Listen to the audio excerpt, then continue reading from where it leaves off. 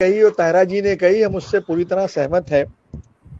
और लेकिन हम ये कहेंगे एक बहैसियत एक हिंदुस्तानी मुसलमान होने के, कि हिंदुस्तानी मुसलमान बेगानी शादी में अब्दुल्ला दीवाना, हमारा कोई लेना देना नहीं।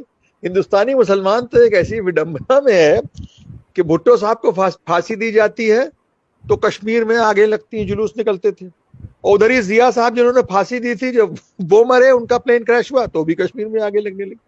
तो एक बड़ी कंफ्यूजन की स्टेज में है। हम पे उनके असर होने का कोई असर भी नहीं होगा। इतना कुछ दुनिया में हो गया, कितने मुसलमान लड़के टेररिस्ट बन गए, आप जरा सोच के बताइए। अरे उंगलियों पे गिन लीजिए कितने लड़के बन गए इसमें। ये सब एक जहनी अय्याशी है। लोग बैठ के खाना हजम करते हैं कि तालिबान बड़े अच्छे लग रहे हैं। विभूति जी बिल्कुल सही कह रहे थे कि जिनको अच्छे लगते हैं वो अपनी औरतों के साथ जाएं। हम तो जाएंगे रेलवे स्टेशन और एयरपोर्ट पर, उनको फेयरवेल देंगे, माले पहनाएंगे, जाइए जरा रह के तो दिखाइए। अरे रहिएगा तो बाद में 60-60 साल लोग अरब मुल्कों में रहते, नौकरियां करते, उनको नेशनलिटी नहीं मिलती है। वो आपको समझते क्या है?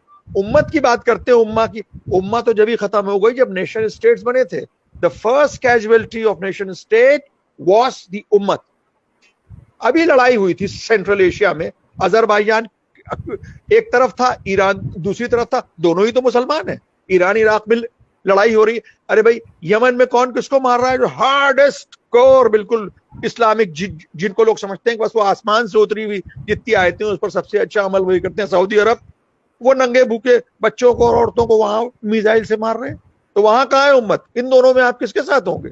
फिर हो जाएगा अच्छा मुसलमान बुरा मुसलमान। बात यही है, अच्छा मुसलमान बुरा मुसलमान। आज नेशनहुड एक रियलिटी है हम सब की आइडेंटिटी की।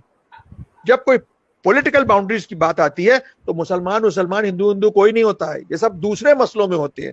पासपोर्ट तो आपको हिंदुस्तान का दिखाना पड़ेगा भाई, वहां हिंदी तो कहलाते हो। हम कह लेंगे हमारा महमूद आब्दी है, हमको आप ईरान में आने दीजिए, कौन अलाउ करेगा?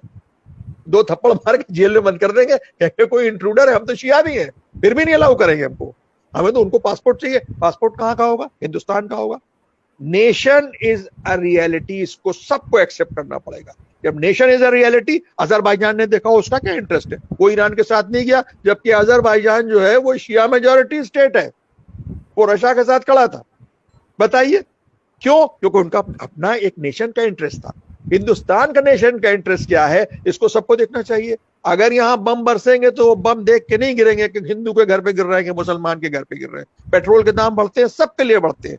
इसलिए सब कम्युनिटीज को, चाहे वो हिंदू हो मुसलमान हो, सबको सोचना चाहिए कि इस पूरे बड़े समाज का हम हिस्सा हैं।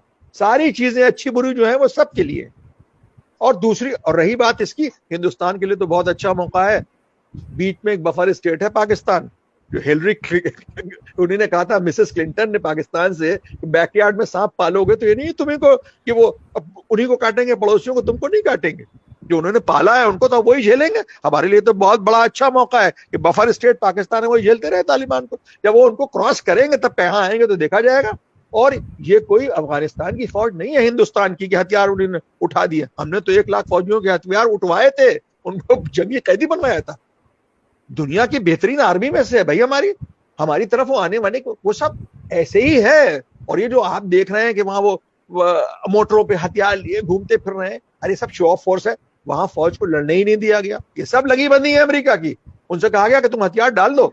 ये कैसे हो सकता है? ये 5 लाख वेल इक्विप्ड फौज, बेस्ट इक्विपमेंट्स है उसके पास, और वो लड़ नहीं पाई। और ये लड़के जो मोटरसाइकिल पे कार्बाइन लिए हुए घूम रहे हैं, उनको नहीं। और अब भी जब बाइडेन उनको धमकी देता है तो तालिबान के जो है वो रोंगटे खड़े हो जाते हैं। वो जो एयर पावर का इस्तेमाल होगा ना, एक अमेरिकन को मार के देख लीजिए जो वहां अभी है, उनके एम्बेसी का झंडा जला के देख लीजिए, फिर देखिए इतने बम बरसेंगे कि चूहे का बिल नहीं मिलेगा।